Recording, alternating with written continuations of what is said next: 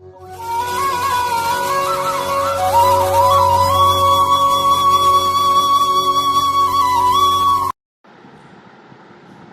good morning, students. I am Professor Prakash Rokde. Today we will learn sequence diagram, which is the part of Unit 3 from Software Design and Modeling. Now this sequence diagram is behavioral type of diagram of UML. You all know UML, that is the Unified Modeling Language, are divided into two fragments: structural diagrams or physical diagram and behavioral diagrams. So your sequence diagram comes under behavioral diagrams. This sequence diagram captures the interaction that takes place in collaboration that either realizes a use case or an operation. High level interaction between user of the system and the system, between the system and other subsystem, or between the subsystem. These interactions are shown by your sequence diagram. If you see the context, it clears that purpose of the sequence diagram is to model high level interaction between active objects in a system. It models the interaction between object instances within a collaboration that realizes the use case. It models the interaction between object within a collaboration and realizes an operation. Either model generic interaction. Sequence diagram shows elements as they interact over time, and they are organized according to object horizontally and time, that is the vertically. Object dimension, the horizontal axis shows the elements that are involved in the interaction, and the time division, the vertical axis represent time proceedings are progressing down the page. Time in a sequence diagram is all about ordering, not duration. The vertical space in an interaction diagram is not relevant for the duration of the interaction. You can see object and its role. So here the participants in the sequence diagram are object or roles played by the actor. Objects are the basic elements in sequence diagram. The exchange of messages takes place between objects or roles. Roles can be played by human users, external hardware, or other subjects. An object in a sequence diagram is rendered as a box within a dashed line descending from it.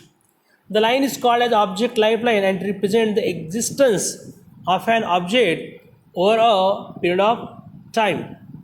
Now see, in the next object lifeline, it clears that it's a name element which depicts or shows an individual participant in a sequence diagram. So basically each instance in a sequence diagram is represented by a lifeline. Lifeline elements are located at the top of a sequence diagram. The standard UML for naming a lifeline follows the following format: instance name and class name. Now see, here instance name is X and class name is the 1. Next is your message and stimulus or stimulus. Communication between object is shown using messages. The messages appear in a sequential order on the lifeline. Messages are represented using arrows. Lifeline and messages from the core of a sequence diagram. Messages can be broadly classified into following categories. Now see, here the categories of messages are shown. So first is the synchronous message, asynchronous message, create message, delete message, self message, reply message, found message, last message, duration message. Now the very first is the synchronous message. A synchronous message waits for a reply before the interaction can move forward. The sender waits until the receiver has completed the processing of the message. The caller continue only when it knows that the receiver has processed the previous message, that it receives a reply from message. Then a larger number of calls in the object-oriented programming are synchronous. A solid arrow head is used to represent a synchronous message. You can see here user and device. User sends the message open application, and device reply, and it acknowledges that application is opened. Asynchronous message. An asynchronous message does not wait for a reply from the receiver.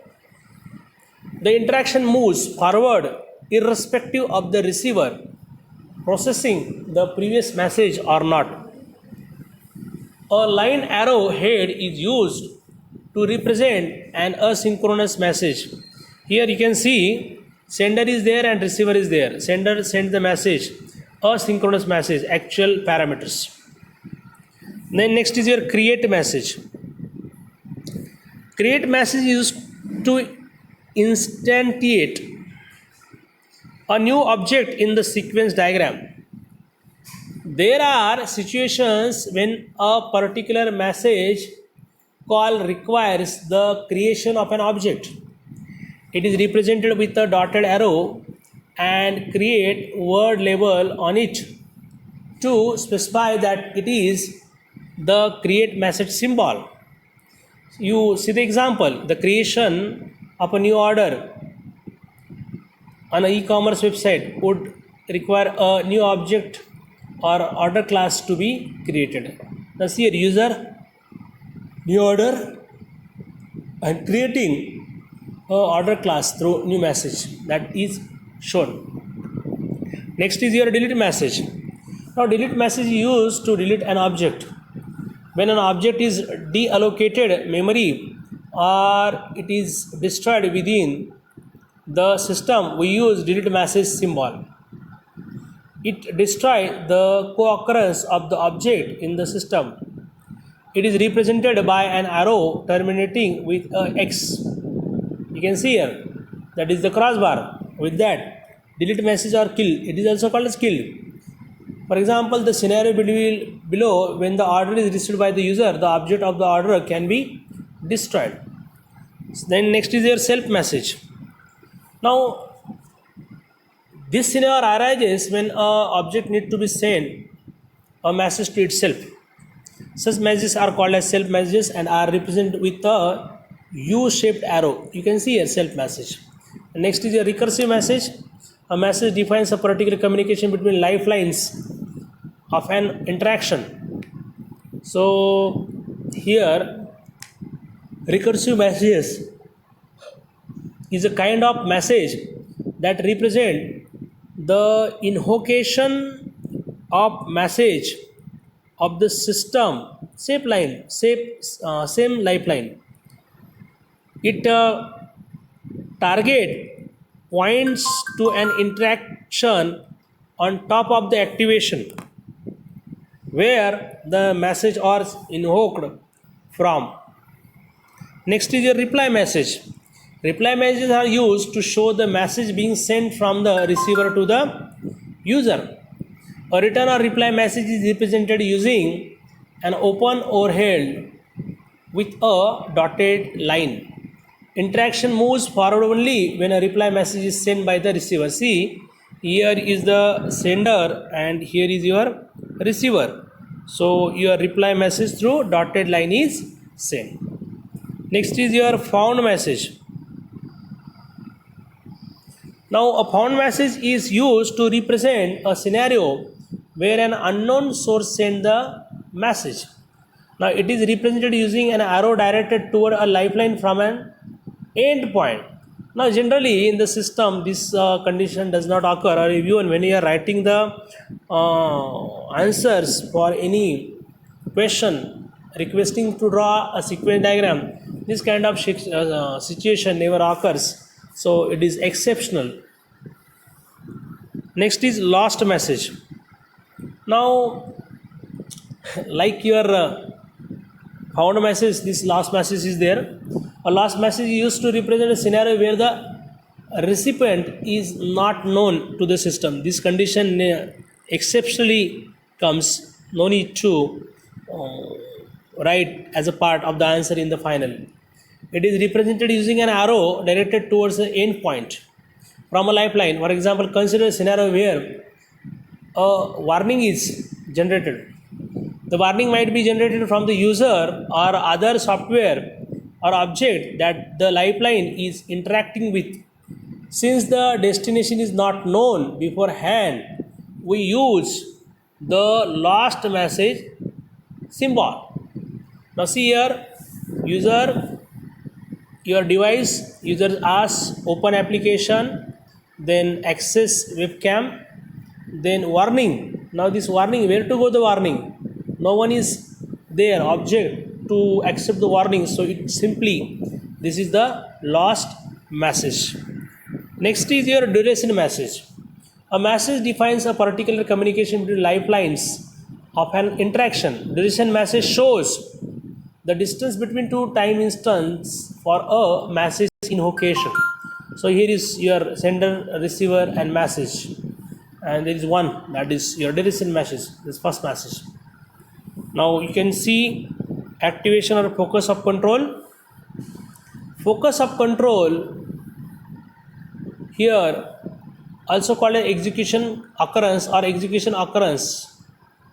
Now it shows tall, thin, rectangle on a lifeline. It represents a period during which an element is performing an operation. The top and the bottom of the rectangle are aligned with the initiation and the completion time respectively. This is the diagram to show activation focus of control. Now these are some of the operators: alt, opt, par, loop, region, neg, ref, esd, and for that fragment type are shown. And you can see here it is possible to combine frames in order to capture loops or branches. Combine fragment keyword, alt, opt, break, per, sequence, strict, negation, critical, ignore, consider, assertion and loop can be used. Constants are usually used to show timing constants or messages. They can apply to the timing of the one message or intervals between passages. You can see here order, distributor, messenger, your operator, guard, alt, all those things can be shown in this your sequence diagram. So this is all about your sequence diagram. In the next lecture we will see the collaboration diagram, but at home you may draw the sequence diagram for railway reservation, hospital management, hotel management. Thank you very much.